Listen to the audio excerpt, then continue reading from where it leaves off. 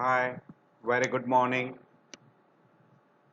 Today we are starting with another topic, that is posterior pituitary in endocrine system. Posterior pituitary is also called as neurohypophysis. So it consists of mainly what we call as a neuronal tissue, which are the axon fibers of two groups of cells which are coming from hypothalamic area. That is, we call supraoptic nucleus and paraventricular nucleus. So those neuronal axons, they come and they end in what we call as neurohypophysis. Whatever hormones are manufactured in hypothalamus, they are secreted out, they come down and they are stored in this particular structure and in the form of vesicles. And whenever there is a stimulus, they are released. So that is oxytocin and ADH. That is neurohypophysis, or also called as posterior pituitary, or also called as a pars nervosa. So we'll be talking little bit regarding anatomy and functions. Now already we have told you that it is the posterior part of the pituitary. It is present in sella turcica. It is connected to hypothalamus by pituitary stalk or neuronal stalk. Anteriorly you get anterior pituitary, and at the stalk you get a portion of anterior pituitary. This is a portion of anterior pituitary. This is a portion of anterior pituitary. What will be gripping to pituitary stalk? If you want to see that, this will be the portion. This will be the portion of anterior pituitary. This is anterior pituitary.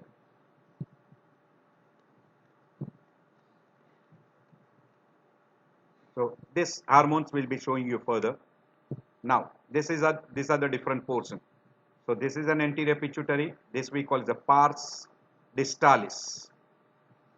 This portion, which is gripping over the infundibular stalk or neuronal stalk or pituitary stalk.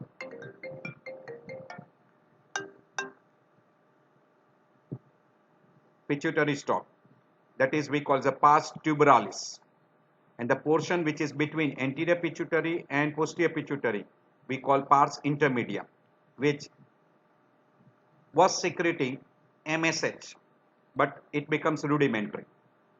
So anterior pituitary gland consists of two parts, pars distalis and pars tuberalis, and posterior pituitary gland consists of pars nervosa, which is consisting of a neuronal fibers only, neuronal tissues, and it is connected to hypothalamus, which is containing axon fibers of those two nucleus or two portion of hypothalamus, paraventricular nucleus and supraoptic nucleus. So that is there, and this is called sella turcica, which is a portion of, or also called as a hypophyseal fossa of sella turcica of sphenoidal bone. This is sphenoidal bone, and anteriorly it will be related to optic chiasma. Superiorly it is related to hypothalamus. Inferiorly sphenoidal bone. Sphenoidal bone. This is the way it is related.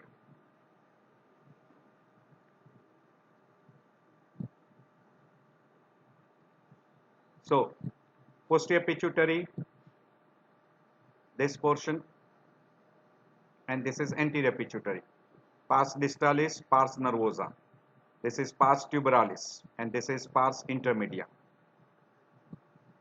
or also called as, this is also called as median eminence.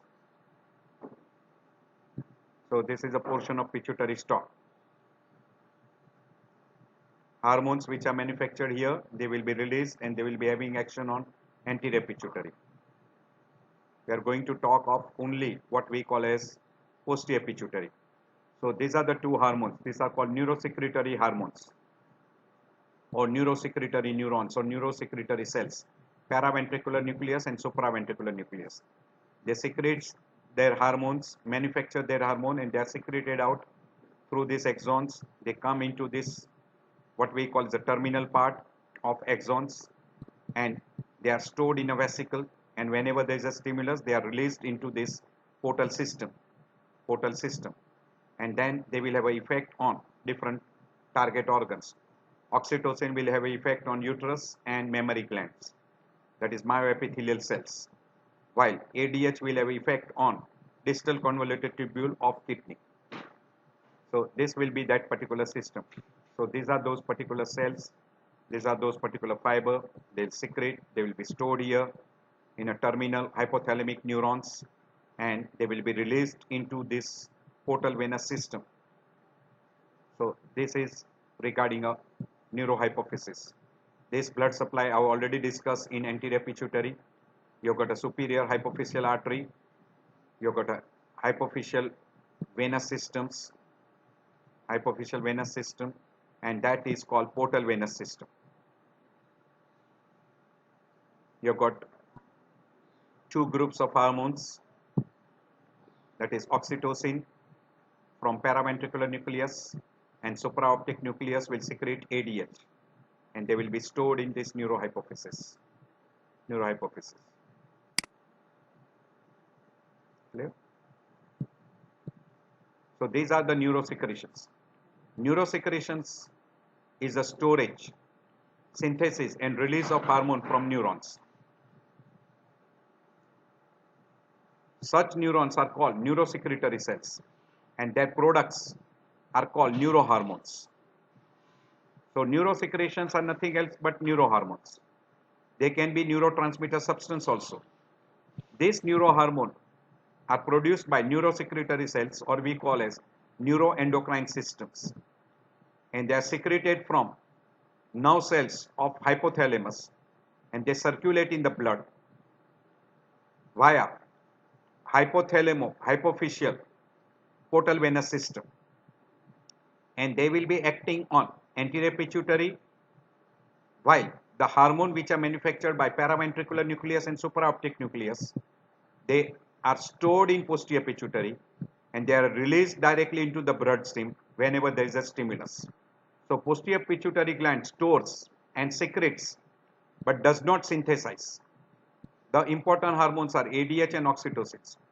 The two hormones secreted by neurosecretory cells, they are also called as a magnocellular neurons of hypothalamus, and they are two groups. We call paraventricular nucleus, which will secrete oxytocin, and supraoptic nucleus will secrete ADH hormone. So posterior pituitary will have two hormones, ADH, also called as a vasopressin, or also called as arginine vasopressin, and oxytocin. So posterior pituitary will release two hormones. It will store and release. But hormones are produced in hypothalamic nucleus. Supraoptic nucleus produces ADH hormone, paraventricular nucleus produces oxytocin. But paraventricular nucleus also produces 1/6 of ADH, and supraoptic nucleus produces 1/6 of oxytocin. So small quantity of oxytocin is also produced by supraoptic, and small quantity of ADH is also produced by paraventricular nucleus. And again, they are transported via hypophyseal tract and stored and released by posterior pituitary. So these are the two hormones, and they will be having an effect. Antidiuretic hormone will have an effect on a distal convoluted tubules, and it will reabsorb water, only water. We'll be dealing this in detail when we do ADH hormone, while oxytocin will have effect on uterine contractions, lactation, and also will have a certain effects on fertilization. We'll be dealing in detail regarding oxytocin separately. Also, it has got little effect on melanocyte stimulating hormone. So this is the action. ADH will have an effect on collecting tubules, water reabsorption. Oxytocin on breast, milk letdown or lactation, and on uterus, smooth muscle contraction. So here I end my lecture. So talk about in detail regarding ADH and oxytocin separately.